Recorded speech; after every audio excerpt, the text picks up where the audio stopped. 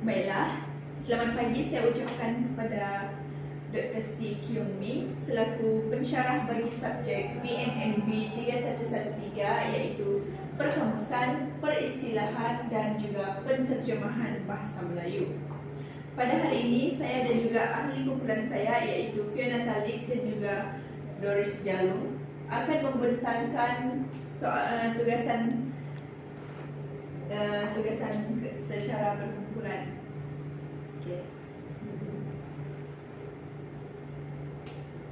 Ini ialah soalan tugasan. Soalannya berbunyi, lazimnya terdapat 7 langkah dalam pembentukan istilah. Menurut Kamus Dewan edisi keempat pada tahun 2010, istilah ialah perkataan atau rangkaian kata yang menyatakan sesuatu dengan betul, tepat dan sesuai dalam sesuatu bidang ilmu pengetahuan. Dalam kumpulan 3 orang, bentangkan satu skema tata cara pembentukan istilah bahasa Melayu secara berkumpulan. Okay, baiklah. Ini ialah topik besar iaitu skema tata cara pembentukan istilah bahasa Melayu.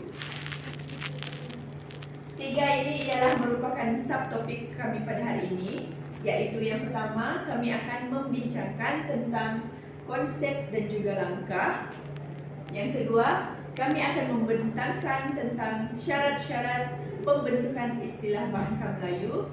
Dan yang ketiga, kami akan membentangkan tentang pembentukan istilah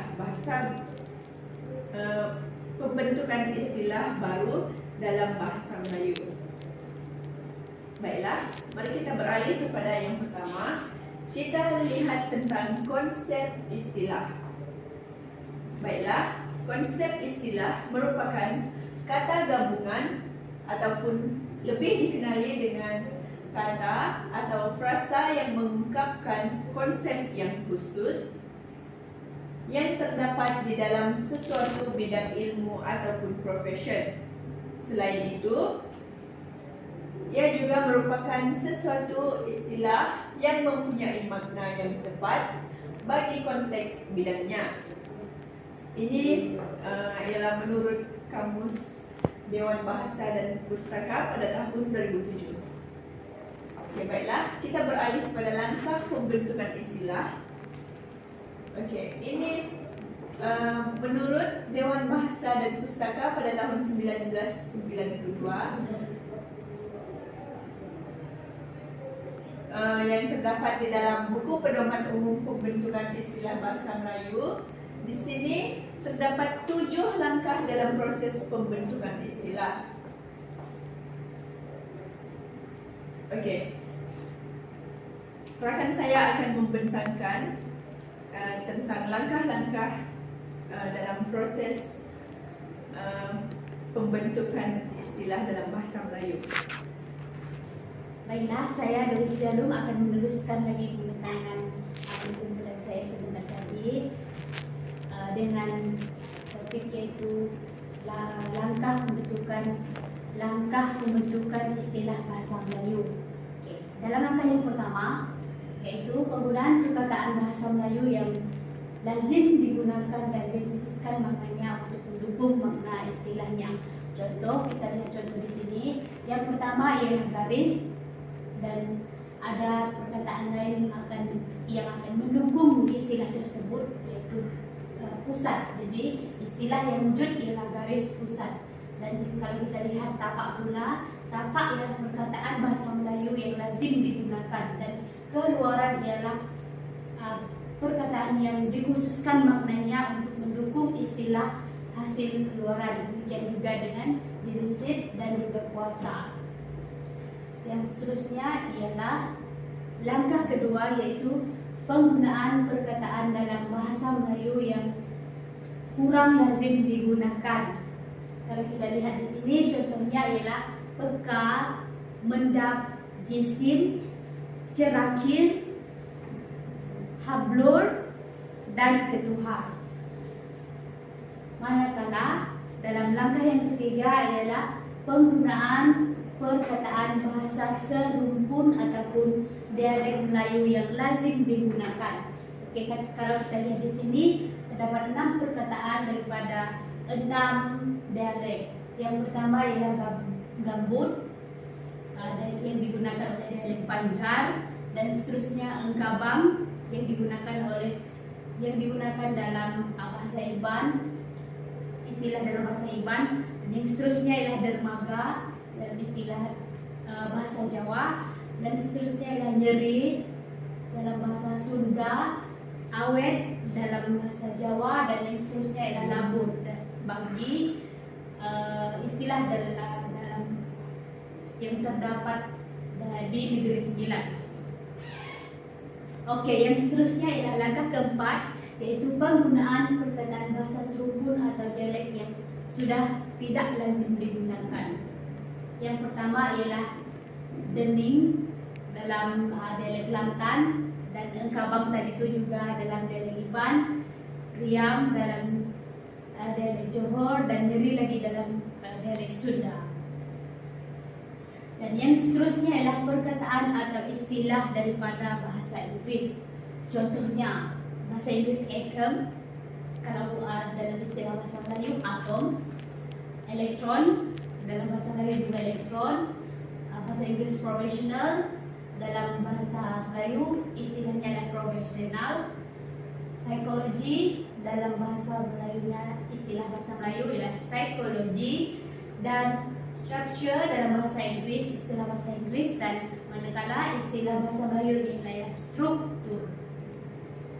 Dan yang seterusnya ialah penggunaan perkataan atau istilah daripada bahasa lain.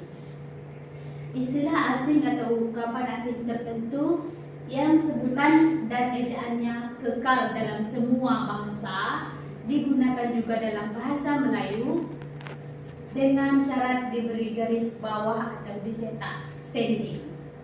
Oke, contohnya ialah bona fide, fait accompli, esprit de corps, well tension.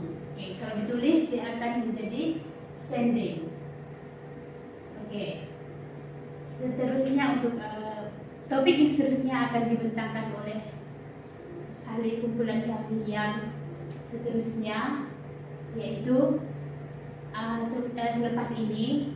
Dan ini adalah langkah yang ketujuh, ialah pemilihan yang terbaik antara dari langkah 1 hingga langkah ke-6 tadi akan dipilih langkah mana yang terbaik. Jika terdapat kemungkinannya tidak memenuhi syarat, kita boleh lihat syaratnya daripada ungkapan yang terdapat dalam 4 syarat yang telah kami sediakan. Yang pertama adalah ungkapan yang paling singkat, contohnya kita gunakan istilah jam tangan, singkat jam tangan. Dan yang kedua adalah ungkapan yang maknanya tidak menyimpang, maksudnya macam contohnya jam kaki. Jadi kalau digunakan sebagai jam kaki, dia akan maknanya akan melencong, tersasar daripada makna sebenar. Dan yang seterusnya ungkapan yang tidak berkonotasi buruk, yang tidak mau maksud yang tidak baiklah.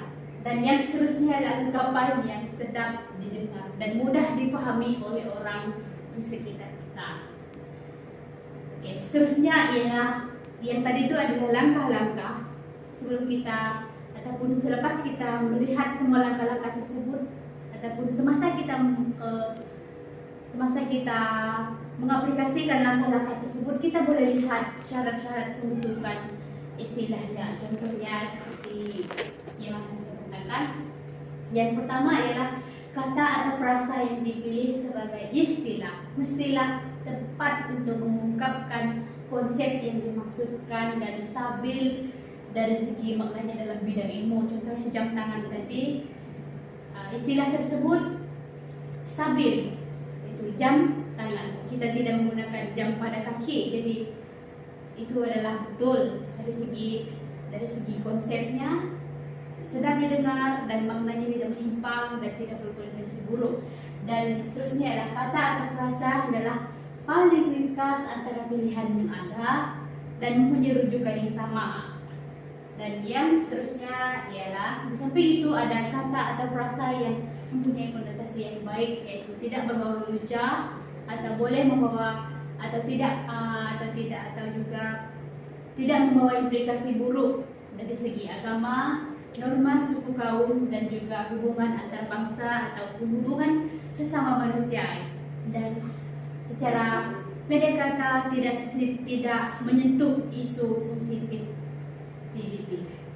Oke, dan yang terakhir ya dari aspek bunyi pula, kata atau frasa mestilah memiliki bunyi yang sedap didengari, yaitu mempunyai ciri keindahan bunyi ataupun ironi, maksudnya tidak canggung untuk kita dengari.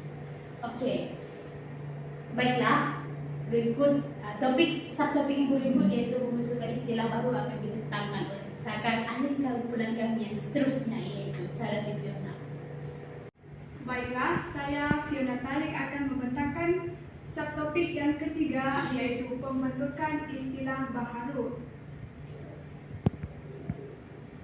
Di sini terdapat peranan utama DBP, yaitu Dewan Bahasa Pustaka, ialah melaksanakan usaha bagi memenuhi matlamat bahagian peristilahan DBP. Baiklah, di sini terdapat 4 usaha yang dilaksanakan, yaitu yang pertama, mewujudkan pangkalan data peristilahan yang bersistem sesuai dengan matlamat penyebaran dan pemasyarakatan istilah. Usaha yang kedua ialah mengumpul, membentuk dan memperbanyak istilah bahasa Melayu di dalam pelbagai bidang ilmu. Dan yang ketiga pula ialah menyelaraskan istilah dan penggunaan istilah bahasa Melayu dan mengadakan kerjasama dengan Indonesia dan Brunei Darussalam melalui Mabim dan negara-negara lain. Dan yang keempat pula ialah menerbitkan istilah bahasa Melayu. Seterusnya, satu pedoman pembentukan istilah baharu yang lebih terperinci. Ini ialah merupakan pedoman tersebut. Yang pertama, hendaklah berdasarkan sikap dan pandangan yang progresif dan fleksibel bagi bahasa Melayu moden. Dan yang kedua ialah memperlihat kekayaan perbendaharaan kata bahasa Melayu dan mempunyai sistem struktur menurut kudrat bahasa Melayu Indonesia. Dan yang ketiga pula ialah hendaklah yang praktis, sama ada dalam bidang ilmu atau masyarakat pemakai bahasa. Seterusnya, memperlihat bentuk yang jelas dengan istilah asal-usul, istilah antara bangsa, dan yang terakhir yaitu diselaraskan dengan yang dibuat di Indonesia. Jadi pembentangan kami sampai di sini saja. Sekian, terima kasih.